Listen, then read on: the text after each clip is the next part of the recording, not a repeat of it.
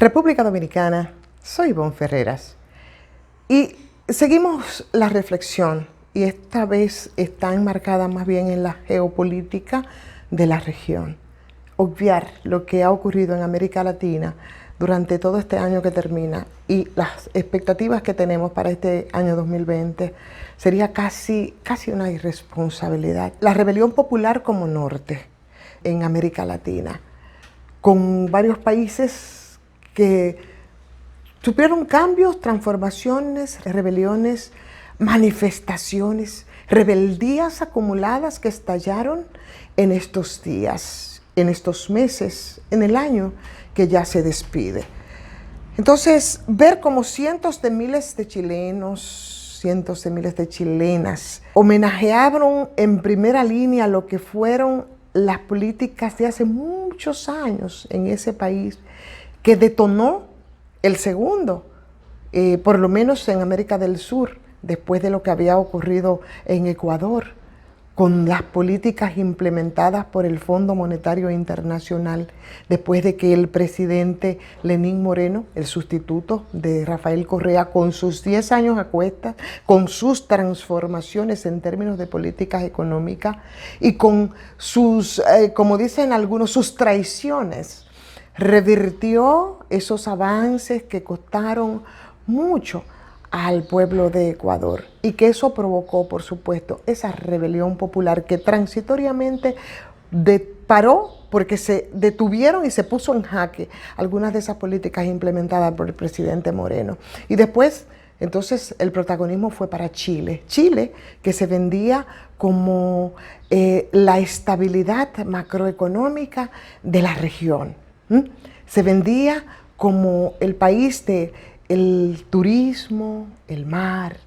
el vino. Y de repente aumentan 30 pesos al precio del pasaje y un grupo de jóvenes estudiantes protestan y las protestas fueron en cadena y nos damos cuenta que no eran por los 30 pesos, sino por 30 años de políticas equivocadas, erráticas, y que impactaban y que mantenían en actitud tolerante a ese pueblo chileno, que además de todas esas acumulaciones también pusieron de relieve, por supuesto, esos carabineros y esos militares de entonces que se comportaron tal cual lo hacían como cuando estaba ese país con una dictadura abierta. Por supuesto que no solamente el caso de Chile, ni es solo el caso de Ecuador. Entonces detonó el caso de Colombia. Colombia, que también viene la explosión producto de esos ajustes de fondo monetarista, pero también con una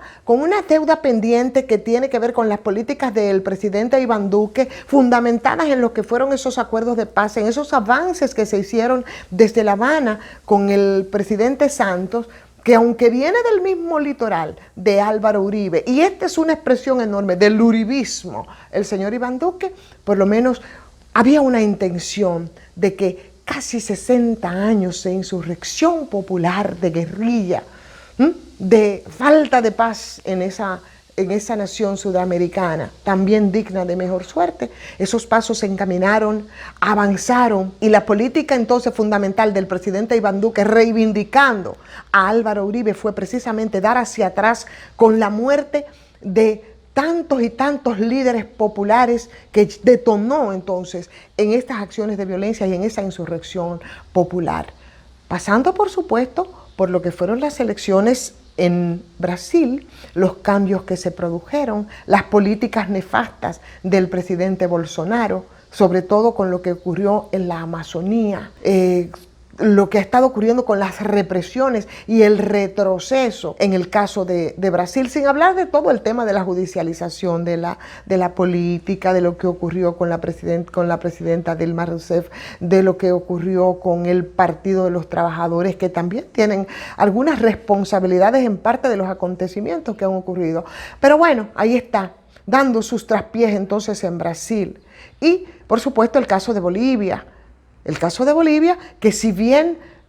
muchos han cuestionado una cuarta repostulación del presidente Evo, una única crítica en todo este proceso, No menos cierto es cómo en los 3 periodos que gobernó, señores, cómo avanzó y cómo fue también ejemplo de crecimiento macroeconómico y de personas sacadas de la pobreza y poner la tasa de analfabetismo en 0 en Bolivia para hacer el cambio que en este momento mantiene también en vilo a ese país, pasando por Haití con un año entero de protestas por todo lo que fueron los manejos de los fondos de Petrocaribe, pasando por Venezuela, que ya sabemos, ese es un pulseo que viene desde hace muchísimo tiempo y todo tiene que ver, por supuesto, con esas políticas trazadas históricamente desde las grandes potencias de Estados Unidos, que de repente no se da cuenta que ya el mundo no es unipolar, de la multipolaridad del mundo. Tienen que hacer conciencia y por eso esas rebeliones, cuando se suponía que para muchos frotándose las manos, el progresismo era algo que ya no tenía ninguna razón o no tenía ninguna posibilidad en América Latina. Pues las cosas son diferentes, señores, han sido diferentes. La insurrección de Haití, las esperanzas del pueblo argentino que vencieron 4 años de pesadilla neoliberal, lo que ha pasado, señores, con el pueblo francés, las ansias independientes de los catalanes, lo que ha pasado con los vascos, con los irlandeses, o sea, situaciones que tienen que ver con la geopolítica, en la que aun cuando nos resistamos, tenemos que vernos aquí en República Dominicana. América Latina, parafraseando a mi favorito Eduardo Galeano, con sus venas abiertas, tiene las vías abiertas. Y como están abiertas esas vías, yo creo que debemos mantenernos alerta. Aquí, que creemos que somos la tacita que pretendió por mucho tiempo ser Chile y que de eso distamos desde hace muchísimo tiempo. Alerta, República Dominicana, alerta, países de esta patria grande respecto a lo que ocurrió durante el año 2019 y las expectativas de este 2020. ¿Les gustó la transmisión? Comenten. Si no están de acuerdo, nos retroalimentan con sus opiniones. Suscríbanse, compartan. Soy Ivonne Ferreras.